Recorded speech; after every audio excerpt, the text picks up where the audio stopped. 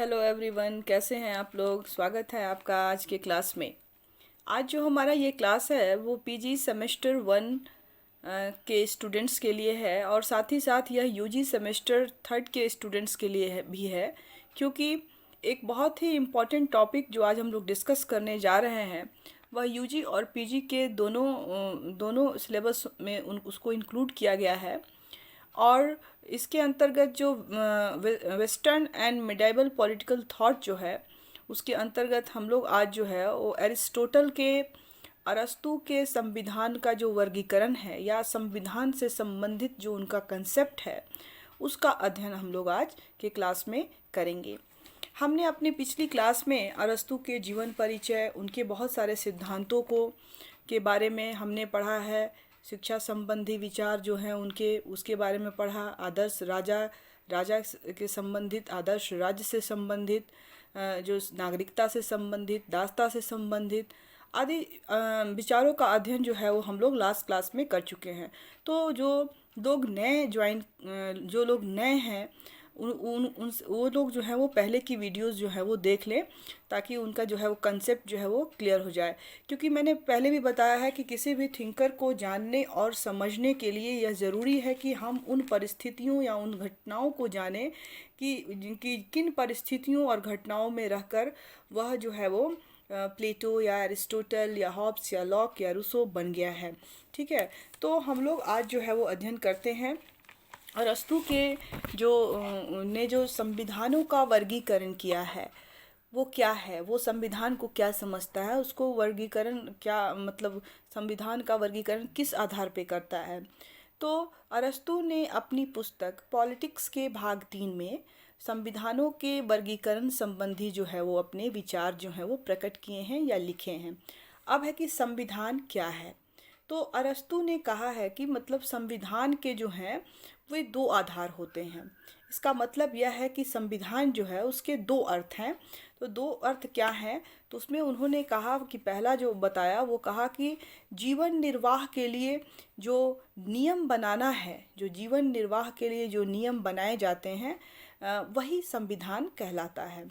और दूसरी जो बात उन्होंने कही वो कहा कि जो विभिन्न पदों का संगठन और वितरण विधि सुनिश्चित करना और सार्वभौम सत्ता का निर्धारण करना, मतलब विभिन्न पदे जो होते हैं, पोस्ट जो होते हैं, उनका संगठन करना, उनका गठन करना, उनका और वितरण की विधि जो है वो सुनिश्चित करना और सार्वभौम सत्ता, यूनिवर्सल जो सत्ता है उसका निर्धारण करना जो है वो संविधान है अरस्तु के अनुसार। तो अरस्तु ने क्या कहा, हम फिर से एक बार इसकी चर्चा करते हैं। अरस्तु ने कहा कि जीवन निर्वाह करने के लिए जो नियम बनाए जाते हैं जिसमें विभिन्न पदों का सृजन किया जाता है या सृजन हो सके और वितरण विधि जो है वो सुनिश्चित हो सके और एक सार्वभौम सत्ता या एक सार्वभौम शासन का निर्वहन हो सके, यही जो है वो संविधान है अरस्तु के अनुसार। अब है कि शासन के संचालन के लिए जो है पदों का निर्धारण जो है वो किया जाता है कि किसके पास कौन से पद होंगे, कितने लोग होंगे उसमें, उन पदों की क्या शक्तियां दी जाएंगी, उन पदों का स्वरूप क्या होगा, किस प्रकार वह शासन का संचालन करेंगे और शासन का जो अंतिम उद्देश्य जो होगा वो क्या होगा, सिर्फ एक उत्तरदायी शासन व्यवस्था कायम करना ही उसका अंतिम और एकमात्र उद्देश्य होगा।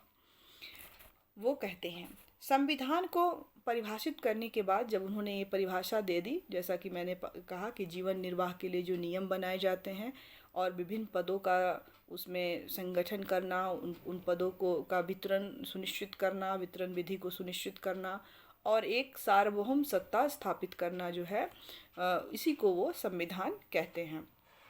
अब है कि संविधान जो है के उद्देश्य क्या है। संविधान को परिभाषित करने के बाद जो है अरस्तु जो है वो उन संविधान के उद्देश्य के बारे में बतलाते हैं कि उसके उद्देश्य क्या हैं। आखिर संविधान क्या बताना चाहता है, आखिर संविधान क्यों बनाया जाता है। तो इस जैसे कि मान लीजिए कि हमारे यहाँ क्या है, हमारा जब देश आज़ाद हुआ, आज़ादी के बाद हमारा संविधान बना, हम जब स्वतंत्र हुए तो हमने अपने संविधान का निर्माण किया, बनाया उसे। तो संविधान की प्रस्तावना जो है उसमें क्या होता है, उसको देखने से ही हमें संविधान के लक्ष्यों के बारे में एकदम ठीक ठीक जो है वो पता चलता है, और लक्ष्य पूरे हमें पता चल जाते हैं कि उस संविधान में क्या कहा गया है। तो ठीक उसी प्रकार अरस्तू कहते हैं कि संविधान से सत्ता के बारे में पता चलता है। संविधान से पहली जो एक महत्वपूर्ण बात बोलते हैं कि संविधान से सत्ता का पता या सत्ता के बारे में पता चलता है कि किस प्रकार की शासन व्यवस्था है, राजतंत्रात्मक है, निरंकुश तंत्र है, लोकतंत्र है। तो शासन की व्यवस्था जो है वो किस प्रकार की है। उसके बाद क्या होता है, इस प्रकार शासन व्यवस्था के बारे में पता चलता है कि किस तरह की शासन व्यवस्था है। बाद में क्या होता है कि पद जो होते हैं, शासन व्यवस्था में बहुत सारे लोग जो काम करते हैं और उनके जो पद होते हैं उनका वितरण कैसे किया गया है, मतलब किनको क्या शक्तियाँ दी गई हैं, किनको क्या कार्य दिए गए हैं। और इसके बाद पदों के स्वरूप का निर्धारण किया जाता है कि स्वरूप का निर्धारण मतलब इसका क्या मतलब है। इसका मतलब यह है कि जब हम संविधान को देखते हैं या पढ़ते हैं तो उसमें यह स्पष्ट वर्णित होता है। उसको देखने से हमें यह इस बात का कि ये स्पष्ट जानकारी मिलती है कि कौन सा पद किसके लिए है, उनकी क्या शक्तियां हैं, कौन सा पोस्ट कौन सा कार्य संपादित करेगी। इन सारी बातों की जानकारी जो है वो हमें मिल जाती है। जैसे कि मान लीजिए कि जैसे हमारे यहाँ क्या है, विधायिका, कार्यपालिका, न्यायपालिका है और का वर्णन किया गया है और बताया गया है कि जो विधायिका जो होगी वो कानूनों का निर्माण करेगी और कार्यपालिका उनका क्रियान्वयन करेगी और न्यायपालिका जो है वो न्याय को जो है वो एस्टैब्लिश्ड करेगी, न्याय के बारे में करेगी। इस तरह से क्या बताया गया कि इसके सारे जो काम हैं, इनके कामों को, इनके अलग अलग कामों को की जो है वो चर्चा जो है वो कर दी गई है। तो और बताया गया है। तो हमें जो जो दूसरी जो बात जो पता चलती है, जो उद्देश्य इसका होता है कि इसमें पदों के सृजन और उनसे कौन सा जो भाग है या कौन सा काम कौन करेगा, इसका जो निर्धारण है वो जो है वो इसमें किया गया होता है।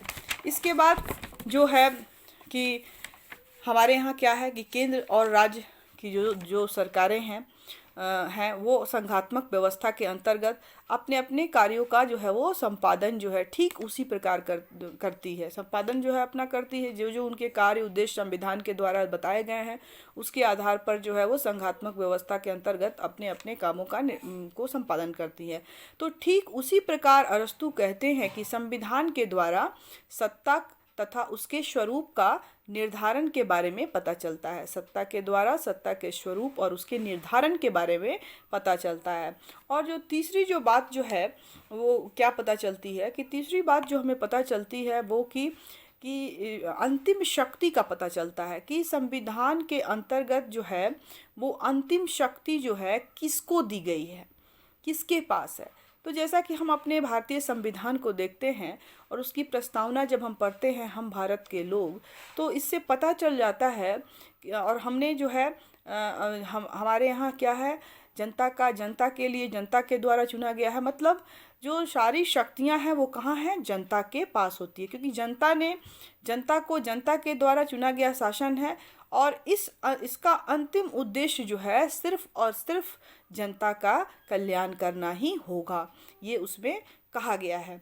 ठीक उसी प्रकार अरस्तू जो है, अरस्तू ने जो कहा है जो अंतिम जो शक्ति होगी वह किसमें निहित होगी, यह बात जो है वो भी जो है संविधान जो है वो बताता है। तो संविधान से इन बातों को चर्चा करने के बाद हमें क्या समझ में आता है, तो हमें कुछ चीज़ें समझ में आती हैं। उसमें पहला जो चीज़ है वह यह है कि हमें संविधान के उद्देश्य के अंतर्गत सबसे पहले जो पता चलती है कि सत्ता जो है के बारे में, शासन के बारे में पता चलता है।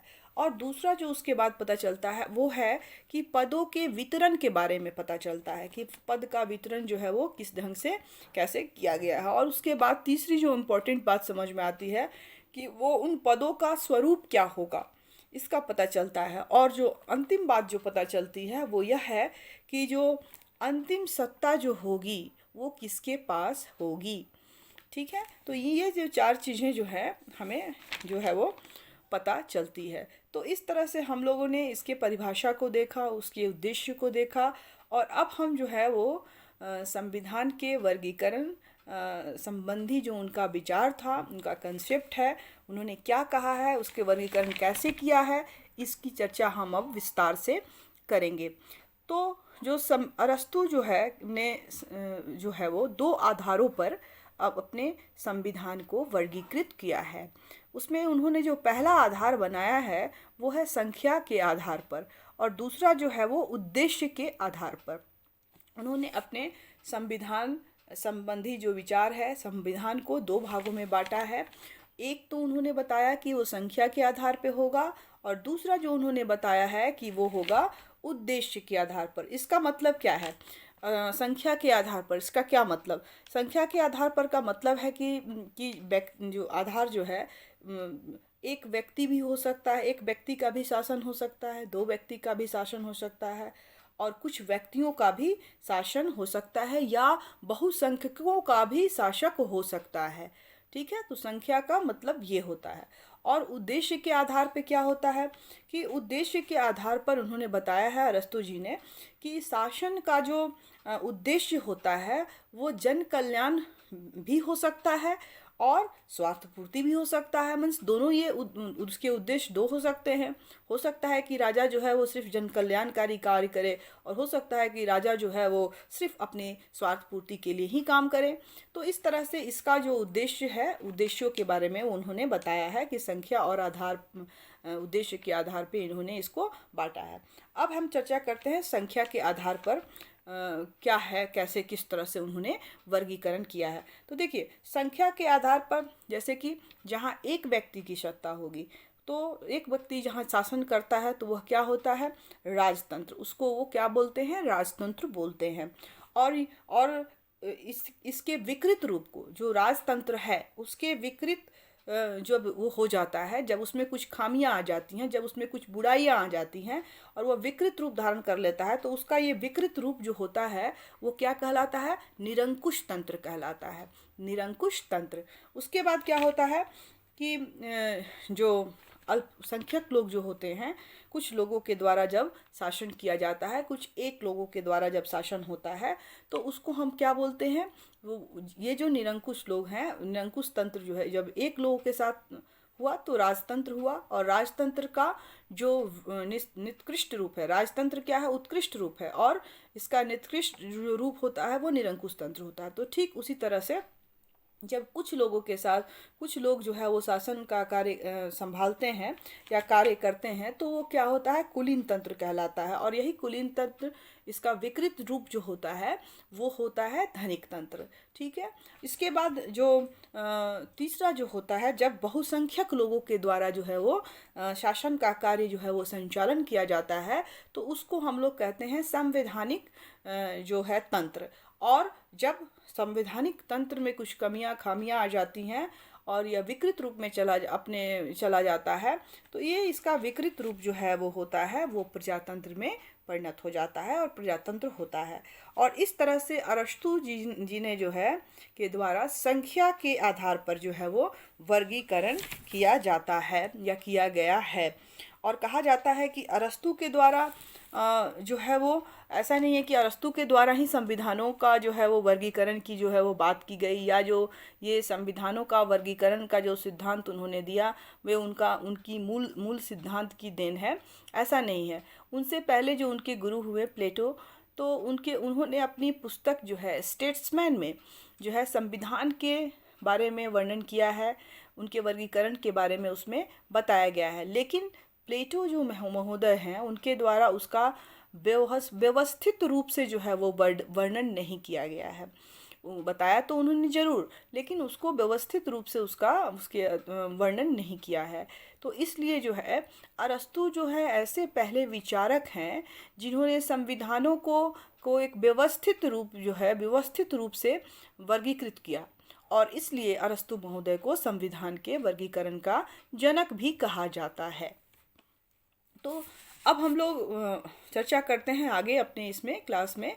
हमने एक संख्या के आधार पे देखा कि एक व्यक्ति का शासन जो होता है वो कैसे होता है, फिर कुछ लोगों का, और फिर बहुसंख्यों का। तो अरस्तु ने क्या कहा है कि जब एक व्यक्ति का शासन होता है तो वो क्या कहलाता है, राजतंत्र कहलाता है। और जो ये राजतंत्र होता है वो शासन का जो है उत्कृष्ट रूप होता है, बहुत ही अच्छा स्वरूप होता है। लेकिन कुछ दिनों के बाद ये राजतंत्र जो है वो क्या होता है, निरंकुश तंत्र में बदल जाता है, क्योंकि परिवर्तन ही संसार का नियम है। और जो है एक अस्थाई नहीं रहता वो जो शासन व्यवस्था है, और उसमें परिवर्तन होता है। और वो परिवर्तन जब होता है तो वह निरंकुश तंत्र में बदल जाता है या परिणत हो जाता है। और निरंकुश तंत्र जो है से वह कुलीन तंत्र में परिवर्तित हो जाता है, और कुलीन तंत्र से धनिक तंत्र में, और फिर धनिक तंत्र से संवैधानिक तंत्र में, और संवैधानिक तंत्र से वह प्रजातंत्र में परिणत हो जाता है। ये बातें अरस्तु महोदय ने कही है अपने संख्या के आधार पर जो वर्गीकरण किया उसमें।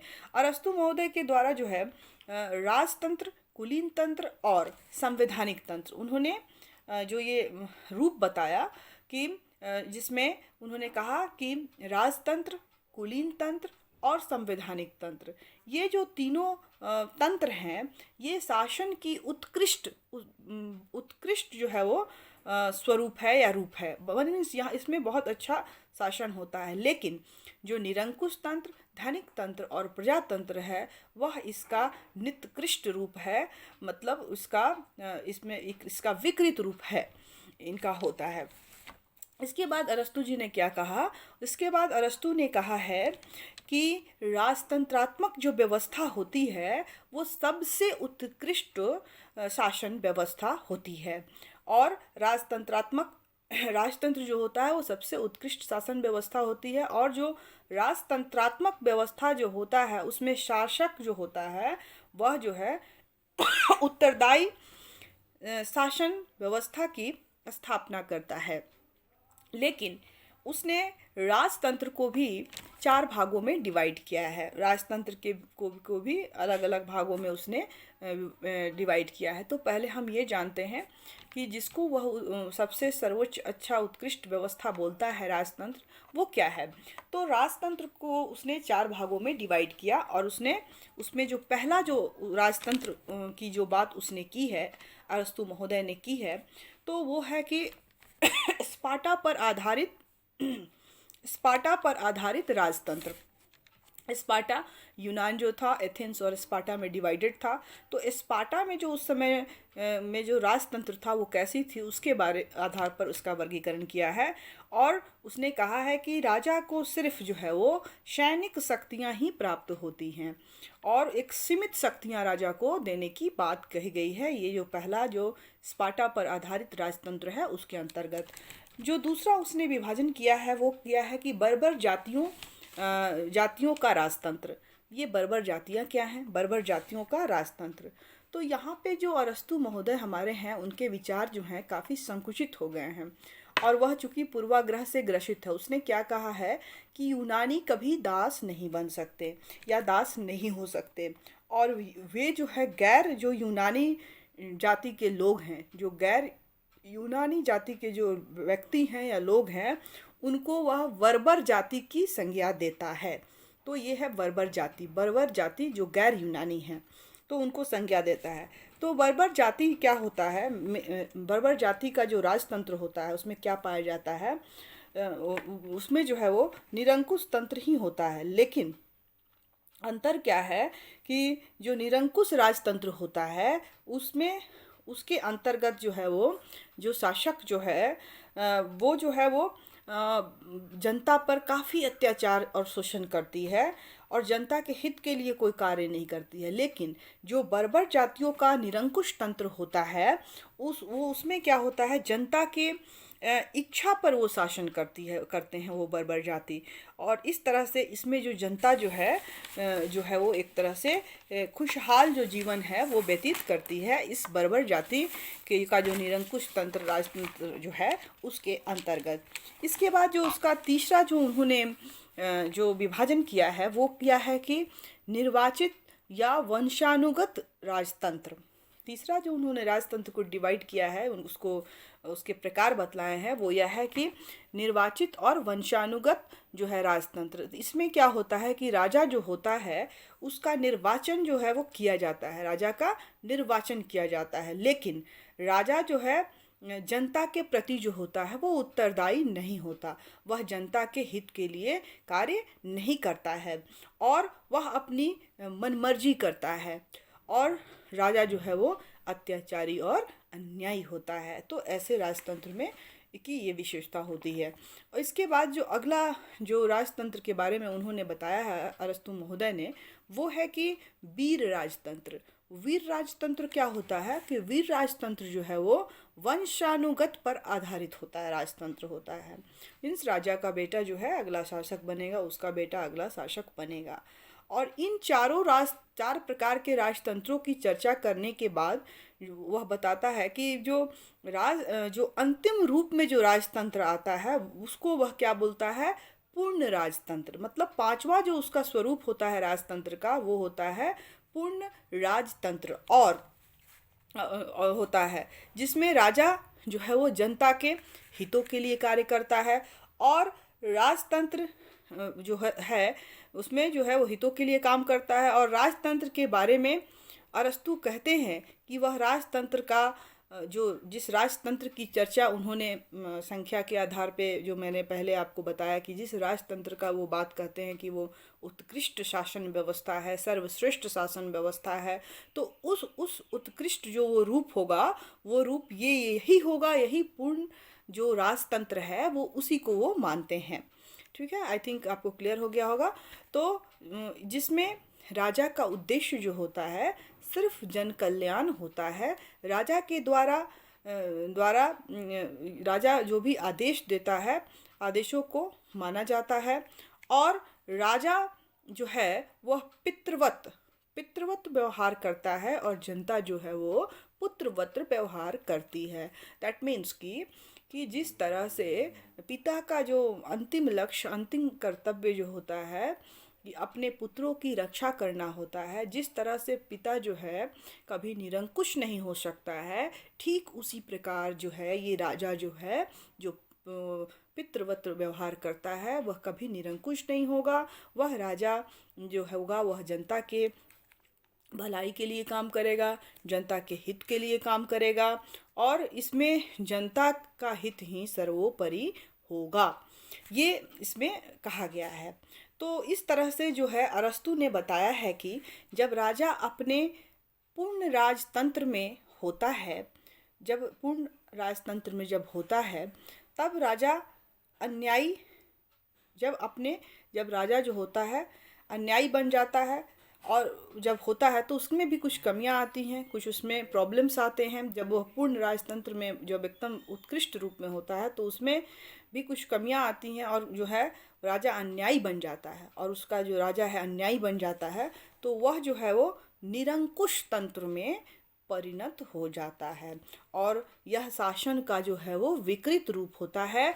और इसमें राजा का उद्देश्य जो होता है वो जनता को परेशान करना होता है, जनता पर अन्याय करना, अत्याचार करना, शोषण करना तथा अधिक से अधिक संपत्ति अर्जित करना, अपनी भोग विलासता पर ज़्यादा से ज़्यादा खर्च करना, अपना स्वार्थ ही जो होता है उसका परम हित बन जाता है हो जाता है और जनता के हित की जो है उसमें उपेक्षा की जाती है।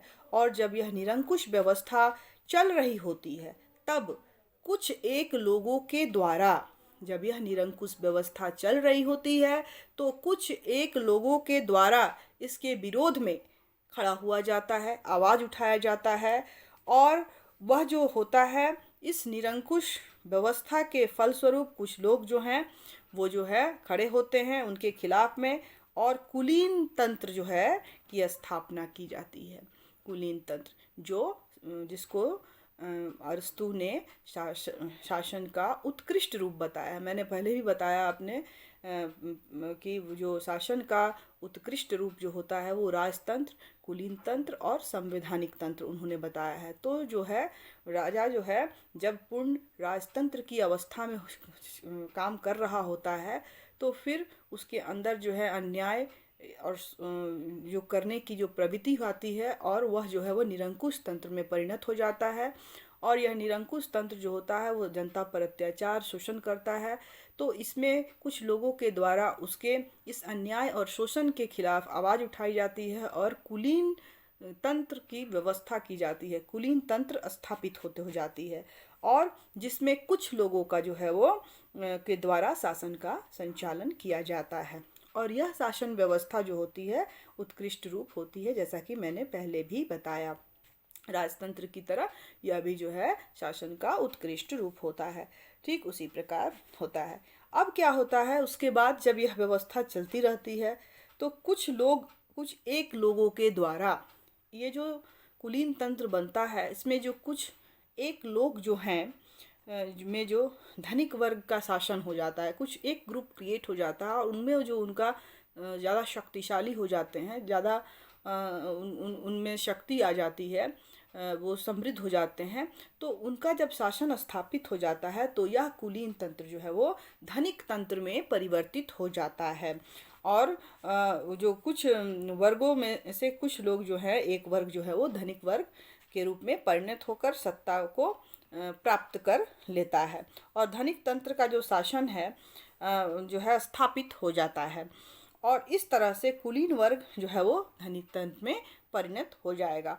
और जो धनिक तंत्र होगा वह शासन का क्या होता है, मैंने पहले भी बताया कि जो धनिक तंत्र जो होता है वो शासन का निकृष्ट रूप है, निकृष्ट रूप होता है और जिसमें निरंकुश जो राजतंत्र है, जो निरंकुश शासन व्यवस्था है, तो उसी की भांति इस शासन व्यवस्था में भी जो है वो अत्याचार का शासन होता है और जिसमें धनिक लोगों के द्वारा, जो धनिक लोग हैं उनके द्वारा गरीब लोगों की उपेक्षाएं की जाती हैं। उपेक्षा से क्या मतलब है, उपेक्षा की जाती है मतलब कि जो धनिक लोग हैं वो गरीब लोगों के हितों के संवर्धन के लिए कार्य नहीं करते, बल्कि वह गरीब लोगों के लिए और कार्य नहीं करते और वह गरीब लोगों के लिए कोई योजनाओं का संचालन नहीं करता। और इस प्रकार ये धनिक लोग जो हैं वो जो है सर्वे सर्वा हो जाते हैं और इस व्यवस्था से पीड़ित होकर, जब इस तरह के लोग हो जाते हैं तो इस व्यवस्था से जो जनता है वो पीड़ित होकर क्या करती है, संवैधानिक तंत्र का की स्थापना करती है इसके धनिक तंत्र के विरोध में। और यह जो शासन व्यवस्था होती है इसमें बहुसंख्यकों का शासन होता है और यह जो है शासन का उत्कृष्ट रूप होता है। जो संवैधानिक जो तंत्र है ये शासन का उत्कृष्ट रूप होता है, जिसको अरस्तू ने पॉलिटी भी कहा है ना, कहते हैं। और वो कहते हैं कि संवैधानिक तंत्र के अंतर्गत बहुसंख्यक लोगों के द्वारा शासन का जो है संचालन किया जाता है और संवैधानिक तंत्र जो होता है यह जो है शासन का उत्कृष्ट रूप होता है और इसमें जो है बहुसंख्यक की इच्छाओं के अनुरूप जो है वो शासन व्यवस्था होती है। परंतु जब शासन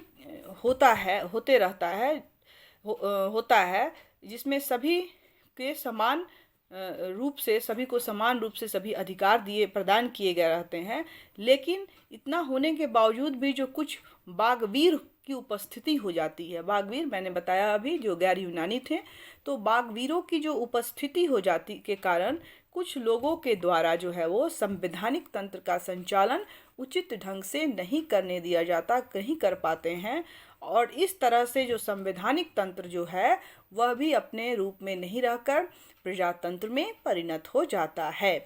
और प्रजातंत्र में परिणत होने के बाद जो है यह शासन का जो है निकृष्ट रूप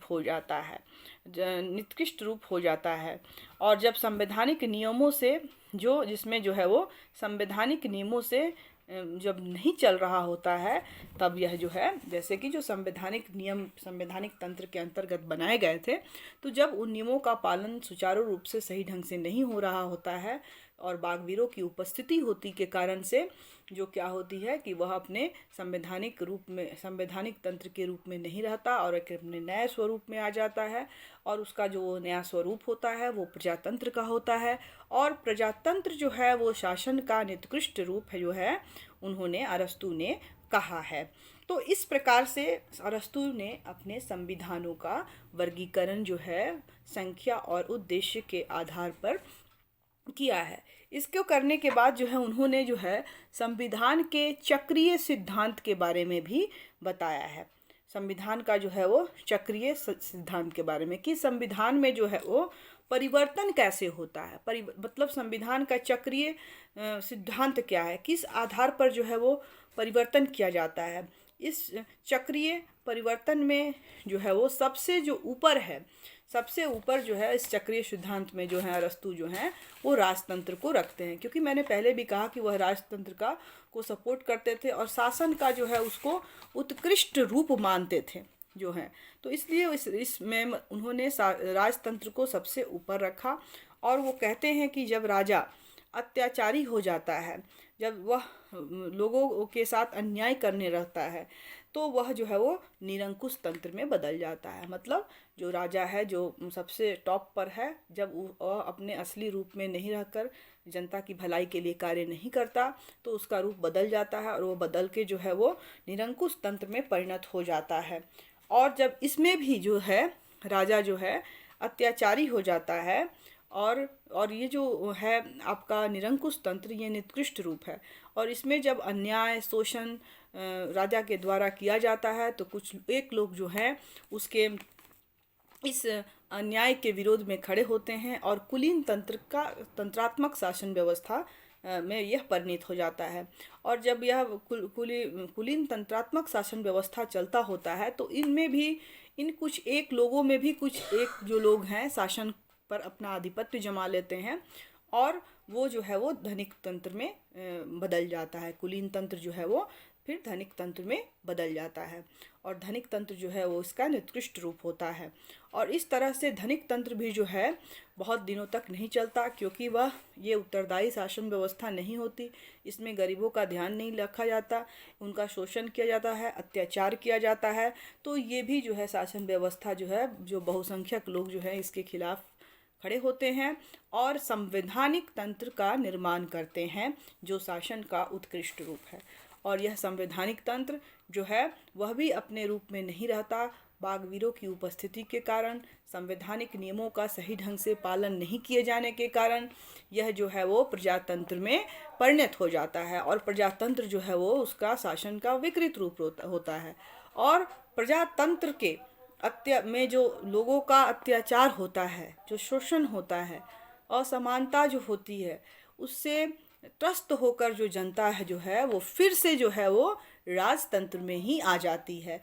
तो ये जो है सिद्धांत जो है अरस्तु का जो है चक्रीय सिद्धांत है, जिसमें उन्होंने कहा कि राजतंत्र का जो निकृष्ट रूप होगा वो निरंकुश तंत्र के बाद जो है वो कुलीन तंत्र के बाद धनिक तंत्र के बाद संवैधानिक तंत्र और संवैधानिक तंत्र के बाद जो है वो प्रजातंत्र और प्रजातंत्र के बाद फिर से जो है वो जो है राजतंत्र में आके आ जाता है। तो इसी को वह संविधानों का चक्रीय सिद्धांत जो है वो कहते हैं।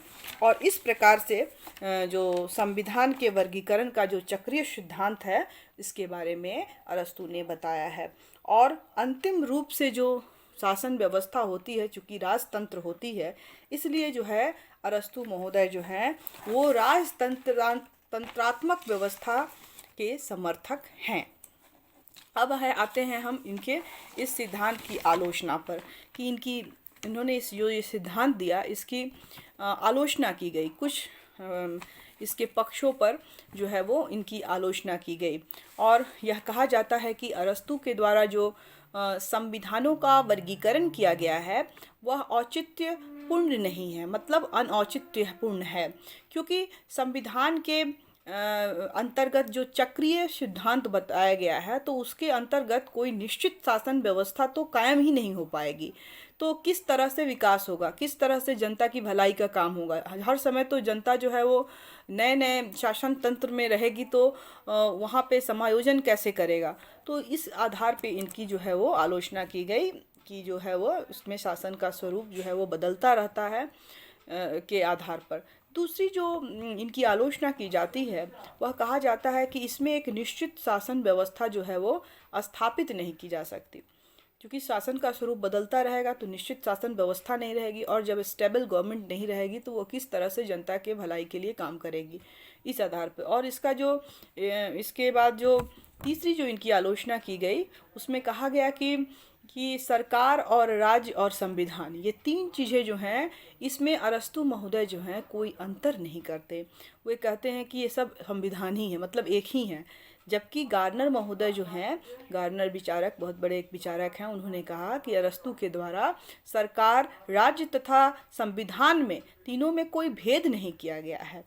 तो ये जो है वो जो वर्तमान में ये लागू नहीं होता, क्योंकि वर्तमान राजनीति में जो आवश्यक है कि वर्तमान, मतलब ये वर्तमान जो प्रेजेंट हमारी राजनीति है, उसमें क्या है, तीनों को अलग अलग, तीनों के अर्थ हैं, तीनों का अलग अलग वर्णन किया गया है, और वर्तमान में जो है ये व्यवहारिक नहीं होती, क्योंकि उन्होंने तीनों को एक ही माना है, जो अभी वर्तमान में एक नहीं है। सब तीनों का अध्ययन हम अलग अलग तरह से करते हैं। अब इन सब आलोचनाएं तो इतनी की गई, लेकिन इसके बावजूद भी हम यह नहीं कह सकते कि अरस्तु का जो संविधानों का वर्गीकरण बताया गया है, उन्होंने जो वर्गीकरण का सिद्धांत दिया है वह उचित, उसके बाद भी ये जो है ये काफ़ी उचित और पूर्ण है।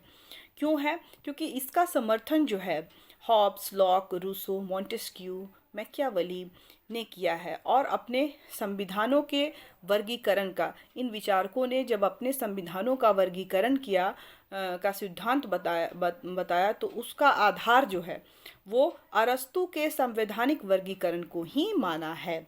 तो इसलिए ये हम नहीं कह सकते कि ये जो सिद्धांत है वो पूर्ण नहीं है या गलत है, या ये जो है उचित नहीं है। तो इस प्रकार हम कह सकते हैं कि अरस्तु का जो संवैधानिक वर्गीकरण का सिद्धांत है वह औचित्यपूर्ण है, क्योंकि जो मध्ययुगीन विचारक थे और जो आधुनिक विचारक हैं, उन्होंने अपने संविधानों के वर्गीकरण का आधार जो है अरस्तु का जो संविधानों का वर्गीकरण का जो सिद्धांत है उसी को अपना बेस बनाया है। तो इसलिए इसकी औचित्यता जो है वो अभी भी बहुत ज़्यादा है। तो ये था टोटल जो अरस्तु ने संविधानों का वर्गीकरण संबंधी जो आपको सिद्धांत बताया है, इसके अंतर्गत हमने देखा कि उन्होंने संविधान को कैसे डिफ़ाइन किया, और उसके डिफ़ाइन करने के बाद संविधान का उद्देश्य क्या होता है इसके बारे में उन्होंने बताया कि जो संविधान का उद्देश्य है सत्ता के बारे में पता करना, सत्ता का जो स्वरूप है, पदों के वितरण के बारे में पता करना, और पदों का स्वरूप के बारे में पता करना, और अंतिम सत्ता किसके पास है इस बात की जानकारी जो है हमें संविधान से मिलती है। और इसके बाद उन्होंने उसका वर्गीकरण किया, दो आधारों पे किया, एक संख्या के आधार पे किया, एक उद्देश्य के आधार पे किया, और संख्या के आधार पर उन्होंने जो है वो शासन व्यवस्था के बारे में बताया कि एक व्यक्ति का शासन जो है वो राजतंत्र, जब कुछ एक व्यक्तियों के द्वारा किया जाता है तो वह कुलीन तंत्र, और जो बहुसंख्यक के द्वारा किया जाता है तो वो संवैधानिक तंत्र है, और यह जो है शासन का उत्कृष्ट रूप है। और किस तरह से ये जो व्यवस्थाएं हैं जो परिवर्तित हो जाती हैं इनमें कमियां आने की वजह से, तो ये और उसके अपने रूप में बदलती जाती हैं, और बदलने के बाद यह जो है निरंकुश तंत्र, धनिक तंत्र और प्रजातंत्र में बदल जाती है। और इस तरह से उन्होंने अपने संविधान के वर्गीकरण संबंधी विचार के बाद उन्होंने संविधान के चक्रीय सिद्धांत के बारे में भी बताया, और उसमें उन्होंने बताया कि ये चक्रीय सिद्धांत जो है निरंतर चलता रहता है, और लास्ट में जब जब वह शुरू होता है तो वह राजतंत्र से शुरू होता है और अंतिम में राजतंत्र के बाद निरंकुश तंत्र, निरंकुश तंत्र के बाद जो है धनिक तंत्र, धनिक तंत्र के बाद कुलीन तंत्र, कुलीन तंत्र के बाद संवैधानिक तंत्र जिसे वो पॉलिटी भी बोलता है, और संवैधानिक तंत्र के बाद प्रजातंत्र, और प्रजातंत्र भी जो है वो अपनी उस रूप में नहीं रहता और वह बदलकर फिर से राजतंत्र में परिणत हो जाता है। दैट मीन्स कि जो अरस्तु महोदय हैं उन्होंने राजतंत्रात्मक शासन व्यवस्था की वकालत की है, उसका स्ट्रांगली समर्थन किया है। तो this is all about the Aristotle classification of constitution. तो आई होप आपको समझ में आया हो। अगर आपको समझ में नहीं आया हो तो आप कमेंट सेक्शन में जाके अपने प्रश्न को डाल सकते हैं।